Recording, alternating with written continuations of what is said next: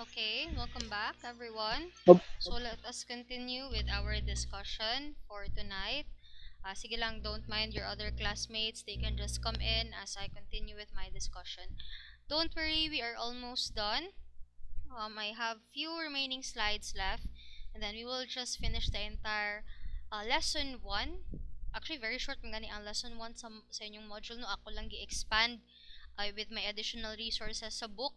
So, hopefully by next week, we're going to have an activity to just assess everything that you have learned from today's discussion. Okay? So, wait lang. Let me just share my screen.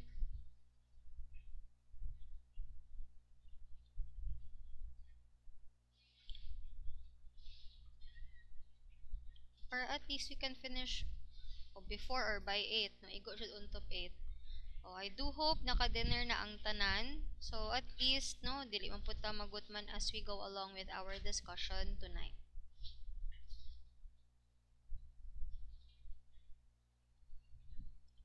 Okay, so let us continue. We ended at the tourist destination.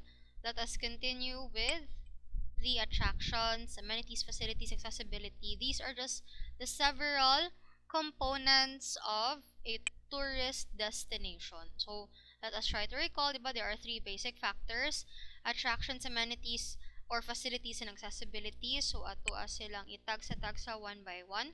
Starting first with attractions. So when we talk about attractions class, there are different types of attractions. We have site attraction, events attraction, natural attraction, and man-made attractions. Site attractions are an example of that is like a building or a structure. Oh, I'm going to um, Cebu to see the Santo Niño, no, nga basilica. So that is a site attraction. So meaning it is there uh, in the entire year. Dili man siya magwala, like permanent na siya dira. No, it's an infrastructure, an edifice, no, um a historical landmark. So permanent na siya nga nakatukod dira nga place. That is a site attraction. Letter B is events attraction. This one is seasonal or occasional. So for example, we have Sinulog. Sinulog is an event attraction. But kay Sinulog din na siya permanent nga from January to December na adyo na siya every day. Unlike the site attraction, it is not permanent.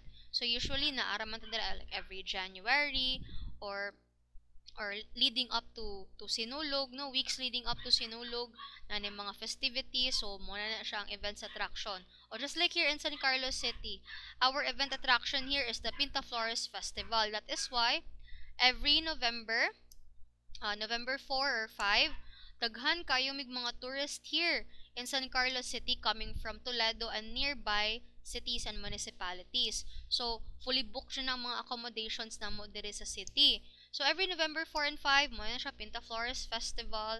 They will come and see the Pinta Flores Festival, street dancing, the ritual showdown, and then mahumanan na siya after na sa fiesta, then there will no longer be Pinta Flores Festival. We have to wait next year for the next na pod nga Pinta Flores Festival to come. That is an event attraction. So just like Mascara Festival and other festivals that only happens once a year. So there are also events class that happens twice a year or every month. It really depends, no? So an event attraction is not permanent. It's occasional. Um, it does not stay in one location alone, and sometimes you can enjoy it through experience. Okay, so you have to wait for several months or an entire year for you to experience that event attraction again. Let us now proceed to natural and man-made attractions. Okay, very simple ra kayo, no? Natural attractions gani wala dyan na siya gihilabtan, no, or get-touched by humans, no? So like for example kanang falls, wala man siya gin-develop by humans, it's just there. Or for example, you will see like kanang mga mountain ranges, lakes, no, mga ing ana. Yeah, ma'am, what if gi-develop siya, ma'am? O kana siya, it's a mixture of man-made and natural attraction. No? Take for example, wala man siya ga-exist jud dira, gihimuan jud nila og lagoon. Although a lagoon is more like a natural attraction, but the mere fact nga it's made up of let's say hinimo lang siya no by man. It is not really originally there. So gituyo jud siya og butang dira, then that is mix of man-made and natural. Okay, natural kaya nag-dig up abi sila sa soil and then I water, for example, just an example ra ha. And then ilaharang gi-enhance abi or nanay ga-exist nga beach. Or like for example, kani siya hidden siya nga cove. Beautiful na gud ni siya nga beach no or cove, and then gi-enhance lang nila, gibutangan nila other infrastructures like hagdanan baron, panaog abi sa kani nga cove, or for example magbutang sila dira og other accommodations surrounding it, or kanang platform para for sightseeing. Then mo na mix na siya natural og man-made, pero ang pure natural jud siya wala siya gitouch by human hands. So it's just there, it has been existing way before people came to this place. Okay, like Kalinchawan Falls no, yung ana naman siya ka beautiful, and then wala pa dud siya gi-develop sa mga tao no, na dud siya ga-exist dira ang Alinchawan Falls near in San Carlos City. Then that is an example of a natural attraction. Ang man-made attraction, it could be like a building, a historical site. So hinimo siya by human hands no, nagtake siya time to be developed. So those are examples of man-made attractions. Yes, somebody raised a question. I miss ang Zoya miss ano na siya man-made. Oh, okay. I'm not familiar with Zoya. What is that, Kani? Sorry for not Kana. Can you describe it for me? Ang zoo bala miss. Ay, zoo. Ay, sorry. Zoo di ay. Wala na ko nadunggan.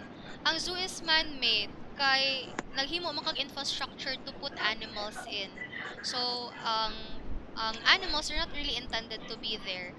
So, it's man-made. Maingon na tag-mix siya og natural and man-made attraction if, for example, na ay cove or na ay like beachside.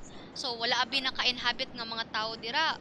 Then ay naka-discover. So, ilang gihimo is gibutangan abi nilag platform, or gibutangan nilag bridge, or gibutangan nilag hagdanan, or restaurant tapat ana nga cove. Magilang gipanindot pa jud ang cove nga pwede agtuan sa daghang mga tawo. Then that is a mix of natural and man-made. Pero ang pure natural attraction kana rin siyang wala rin siya gihilabtan. You just visit there and then wala rin siya gikuan.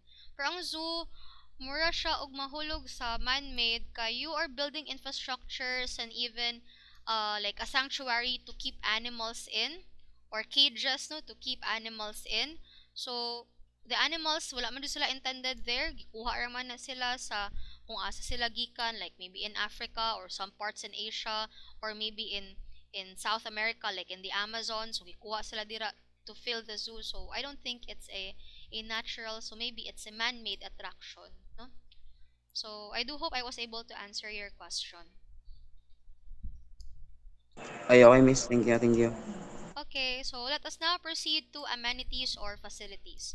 So, syempre, no, makadungag og add sa attraction or sa kanindot sa usa ka lugar is when there are also amenities or facilities that can improve the experience of our tourists. So we have accommodation. Syempre, they need a place to stay and sleep, especially if they want to stay longer in that place. Food, no? Food outlets, mga restaurants, kan-anan. No? Syempre, those are basic needs sa tao. They need food, di ba? For sustenance, no?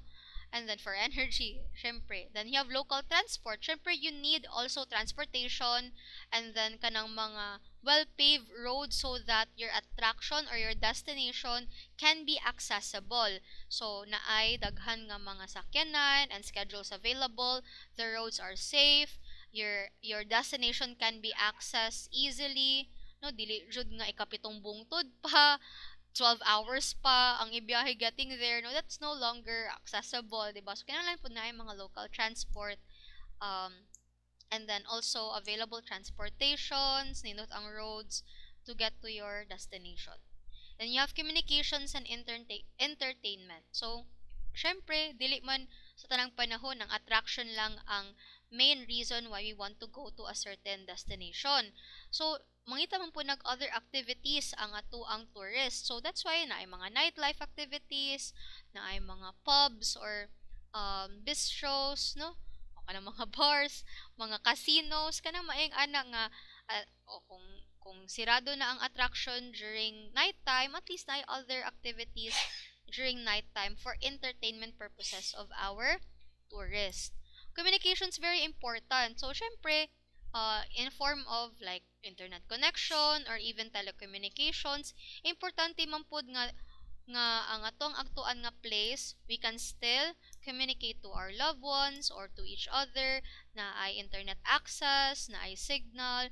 That is very vital, even as simple as that. No, kay that could really improve the total experience of the tourist sa usa ka tourist destination. Importante po na sila. Syempre, kinsa man pud mo agto sa kaliblib nga lugar, or not liblib exactly, but sa usa ka lugar nga walay signal or walay internet connection, maski nindot man pud siya, pero syempre we are now at the age of not only at the age of information but also technology, and we basically rely on our technology and our smartphones for a lot of things, no? So importante po ni siya. It's part of amenities. Next is accessibility. So regular and convenience of transport in terms of time, distance to the destination from the originating country at a reasonable price. So this is what I've mentioned just a while ago under local transport. Basta na ay convenience of transport, ang distance niya dili pud totally nga nakalayo, and then reasonable ang presyo. We can really experience this one in the Tibuco campus, no? So back before when I was still in the main campus, mo na siya ang kanang murag sentro sa syudad ang amo ang main campus, no? So daghan kayo ginahan mo agto ditong mga college students, kay it's just walking distance sa market and sa boarding house. Now fortunately, di ba, nasunog man to among school last week, so we had to transfer to the Tibuco campus. Now kato siya class kay medyo layo, mag two rides pang uban nga students, o medyo mahal-mahal, o niya layo pod ang travel time. So, di pod na daghan kaayo og masakyan padulong sa Pikas campus. So, mura pod siya og maka-discourage sa amo ang mga mura pod siya mauna siya ang rason nga ma-discourage ang amo ang what do you call this, students from, we are really afraid nga we will lose students ba, kay syempre private school po, no, they're paying also po for tuition. So muna siya murag mo ni naka-discourage nila into coming into school, mo nilang mga hinanaing kay layo, medyo mahal ang plate, no, and then also the time going there, no, medyo dugay-dugay so mo po na sa tourist destination. So if the tourist will see nga it's far, the fare is expensive, and then it takes a lot of time getting there. So sometimes that could be one of the reasons why they would not like to go na lang, no? So importante na nga na ay regular availability of transportation, daghan og schedule sa ato ang masakyan. Dili ta magdali-dali, no, kay duha ra ka schedule ang biyahe. And also na ay a reasonable price ang plite, ang fare, di pud too expensive. And then ang time getting there sakto-sakto ra, dili kay 12 hours niya mura niya akong makita, no, marag dili siya worth it, not really worth coming back. So it's very vital. Accessibility is also very important in a tourist destination. Okay, so let's now proceed to tourist services. So you have several tourist services. Again, you have passenger transport, you have accommodation, food and beverage and entertainment, and then services provided by the travel agent and the tour operator. Basically, very similar to the factors under the tourist destination. Okay, so gilain-lain lang jud nila pag plaster. Okay, let's proceed now to the importance of tourism. Why is tourism very important, other than some of the examples that I already discussed with you just a while ago? So, the first one is the contribution to the balance of payments. So, in tourism and hospitality class, it can help correct the balance of payments and deficits of many countries by earning much needed foreign currency and international trade.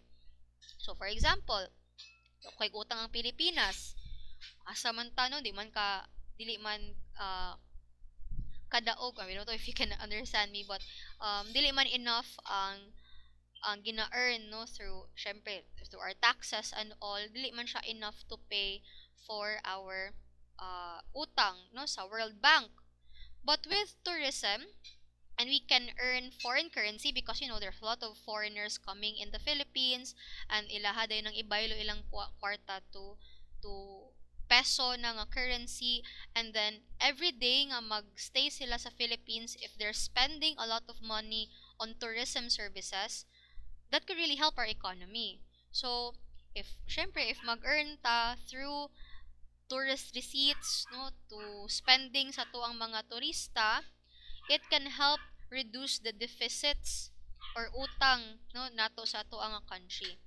Countries like Spain, Mexico, even our own country, the Philippines, Thailand, Hong Kong, and Singapore, those countries can reduce the deficits nila through tourism and hospitality industry. Second, dispersion of development. So, international tourism and hospitality is the best means to spread wealth among countries, thus bridging the economic gap between the rich and poor nations. Kung ano mo, kuan man ang development, ma'am. So, for example, daghanag mga foreigners na ka-notice sa Philippines nga beautiful kayo ang iyahang mga beaches, no, na ay daghan kayo mga natural attractions po, natural and man-made attractions nga i-visit sa Philippines. So, since daghan naman kayo mga turista mga to sa Pilipinas, there is a need to build more hotels. Punta kong example kanina, di ba? There's a need to build more hotels.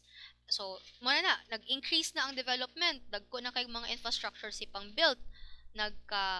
Progressive na ang usa ka lugar. Kay daghan mag-aagto silang lugar na nidagko kayong mga buildings gipang tukod.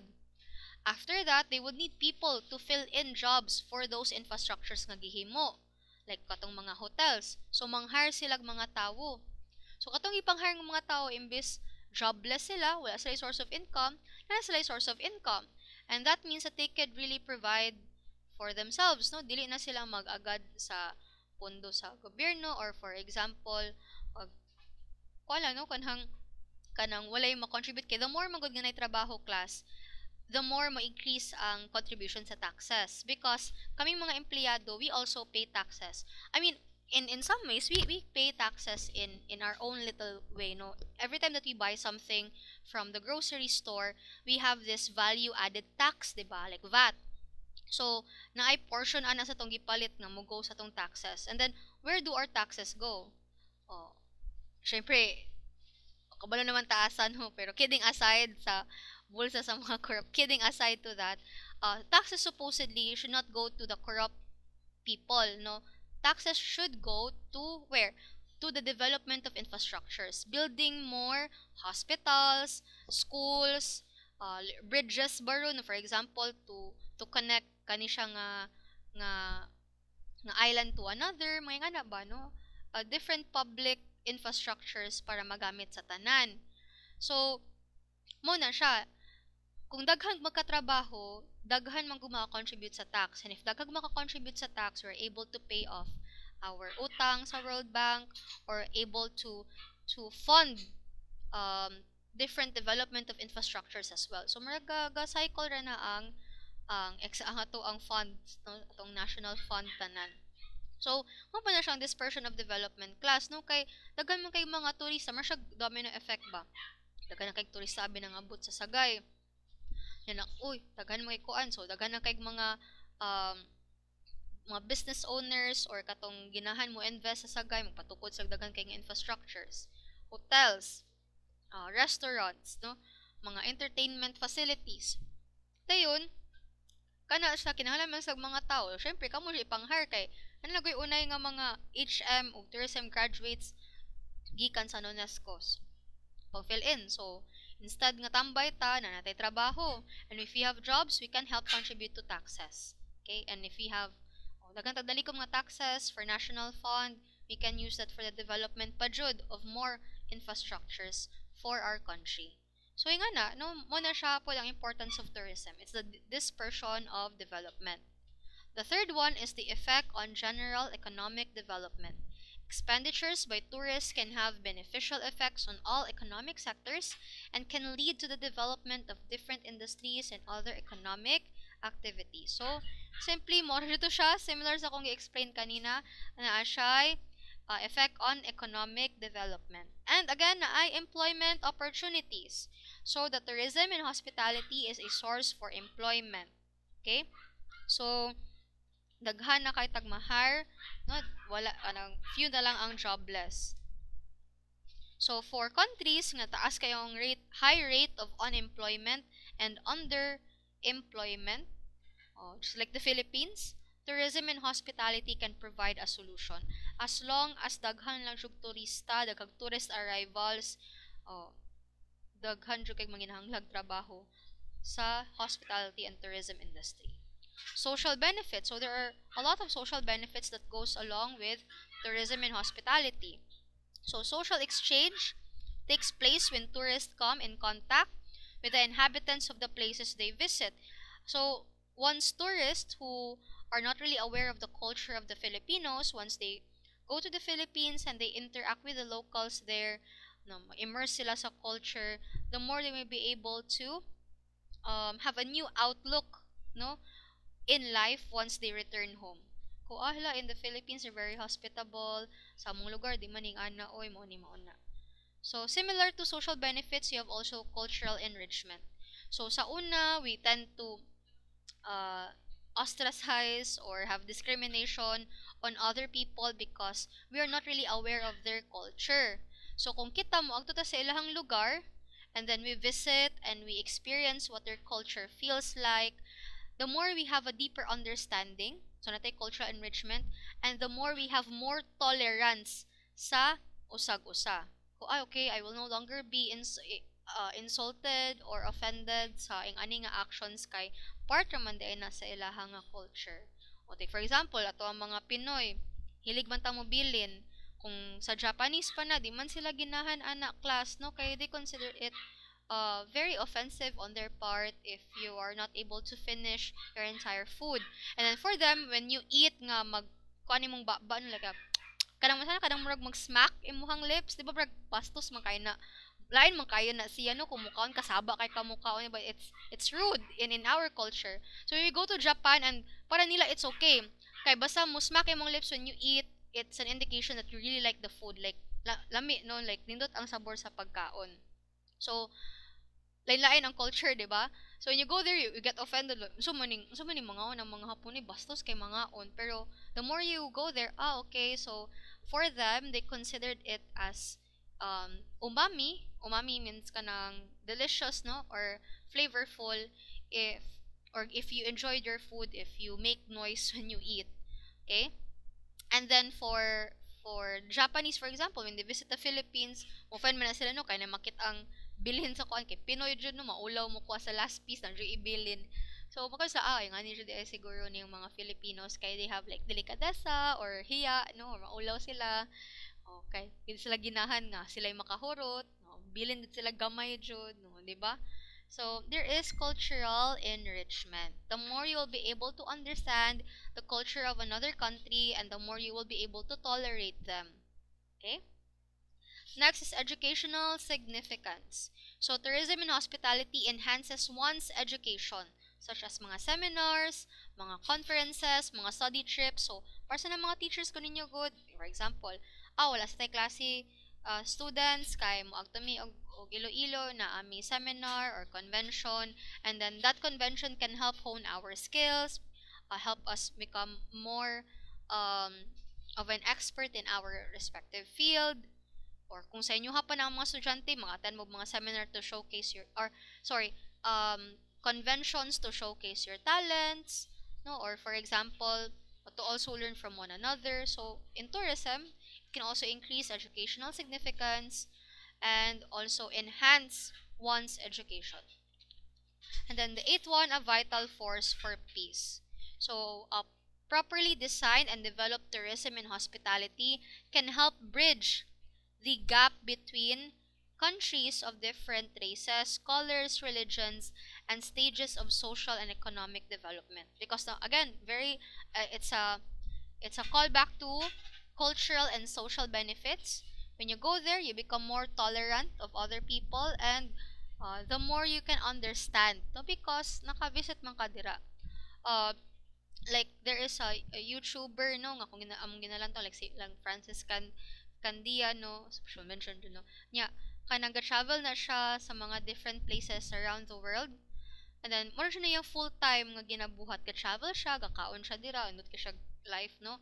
And then he is able to also educate us what the culture is like in other countries. Like for example, um dili pwede, oh, syempre di pwede mag-short sa kanang mga countries sa Middle East, or dapat kanang naa kay beard, no, mga ana nga kind of mga culture. For example, in Japan, it's rude not to finish your plate, and it's also rude if you put your chopsticks nga ipatindog nimo siya sa food, no, that's considered rude. And then sa uban pa jud nga countries, no, na ay mga signs nga, for example, ang thumbs up sign abi is okay na sa tuwa, pero sa uban mura di siya equivalent to the middle finger, mga nga na. So daghan kaayo og daghan ka siya gipangtulo sa mo, so kami at least aware mi nga okay, so once we go there, we're not going to do this, we're going to avoid doing this one because it's offensive for them. Para namo as Filipinos dili, but for them it is offensive. And then if I go to this place, at least I know nga mo din ni ang ilahang koan. Para sa nano kanang kita ulawon man tanay muhatag sa tuwa, mo offer sa tuwa, ato rang i-decline nga okay ra oy dili ra ko. Pero sa ato ko sa uban nga country, if you decline something that is given to you, you are considered rude. So things like that, no, when once we travel, we're able to be educated with these different cultures, and we try to understand, and it bridges the gap between countries. Okay, so mo na siya ang sa vital force for peace. Okay, before we will end, let us look at this scenario in the relationship of hospitality and tourism. So let me just read, no, kay di kay siya makita on your part, so I will just read, and just you'll just have to listen. Okay. So Lalisa, oh, si Lalisa din sa ako, no, Blackpink. Lalisa loves to travel. She has been to many different countries and has had many different experiences that she loves to talk about. One day, while out to lunch with a close friend, she began to tell her friend about her latest trip to Paris. She talked about the food, the hotels, and all of the wonderful sightseeing she did. Not long into the conversation, it dawned on her that all of her touristic travels are closely tied to the hospitality industry. You see, every time Lalisa travels, she partakes in some sort of hospitality service. So, in this lesson, you already know, no, how close hospitality and tourism is. No, they are closely connected. So the hospitality is an industry that offers services to us that goes beyond our basic needs and generally requires extra income to purchase. These services includes things like accommodations, restaurants. So every time Lalisa stays in a hotel, grabs dinner at a nice restaurant, she is supporting the hospitality industry. Very just this is just a repetition of what we said a while ago. And every time that Lalisa will decide to travel to another country, she is also partaking and supporting the tourism industry. Okay? Kung mo book siya hotel, grabs dinner, she is supporting the hospitality industry. But when she decides to travel to another country and take part in leisure activities, then that is tourism. No? Tourism, she's supporting the tourism industry. So, ang recreational is different ka sa, kung yung tag-recreational, those are activities, rigorous activities nga mag-enjoy ka at the same time you are moving. Like surfing, hiking, those are recreational activities. Leisure activities, you're not doing anything. You're just sitting, or let's say, gahigda ra ka dira dapit sa may beach, gainom ra kag mimosa, o kuan ka kanang relax ra ka, you're not lifting a finger, o that's already leisure. Okay, so again, either leisure or recreational activities, as long as she decides to travel to another country, that is tourism. Okay, paabot niya dito, hotel, And then restaurant, that is hospitality industry. Okay? And that ends my discussion for this evening, about 8 p.m. Next meeting, we will have an activity like promised, no, just as like what I've promised and also what I've mentioned in our orientation. So we will have an evaluation. Hindi mo siya evaluation jud nga magtaas kayo nga po ano. Pero meron na po siya activity to assess if you have retained something from our discussion tonight. Okay, do you have any questions, students? So I will just make a roll call probably in our future meetings. I do not have a copy of the student list yet. So what I usually just do, you already know, no?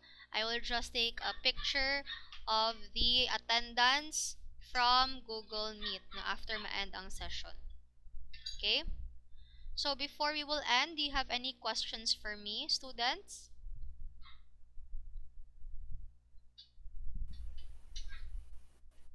Nana, 1, 2, 3, 4, 5, 5, 4, 3, 2, 1. Okay. So, make sure that you can enroll kasi wala pa nakasulod sa Google Classroom or admit sa Google Classroom. Please na, no, naaratay Google Classroom code. If you cannot enter the Google Classroom by link, you can just uh, provide or type the link manually in the Google Classroom app. So that is where I will be uploading all of our activities and handouts for our lesson. Most especially karon since we started with lesson 1. Okay? So mo post ra ko og activity by 6 or 5:30 p.m. and then I will just inform you in our group chat. Okay? So na ay time limit itong activity. Depende na siya sa unsa ka kadaghan. Kung medyo ubay-ubay, then I will just set a deadline or a date. But if easy lang ang activity, usually kuan ako. Hatag ra ko og at least 2 hours, 3 hours time for you to make it. If easy lang, no? Pero kung taas-taas, syempre, hatag na pud ta og date nga. Kuan lang, unya lang i-submit ini ka next na pud nga meeting, mga ingana. Okay? So, since wala na may questions ang tanan,